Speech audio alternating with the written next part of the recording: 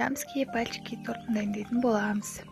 Су майды бай отта ерітіп аламыз қайнағанға дейін. Қайнаған соң оттан түсіріп, осылай ұнды қосып араластырамыз. Қайта бай отқа қойып, астында осылай ақ қамыр жабысқан сияқты болғанда оттан түсіріп, жұмыртқаны біртіндеп қосып араластырып аламыз.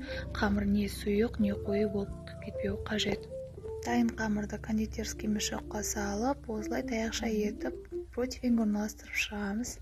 Крем үшін сливки мен сахарный пудраны араластырып, қоюланғанша миксерлейміз. Қаймақтан қолдансаңыздар да болады кремді.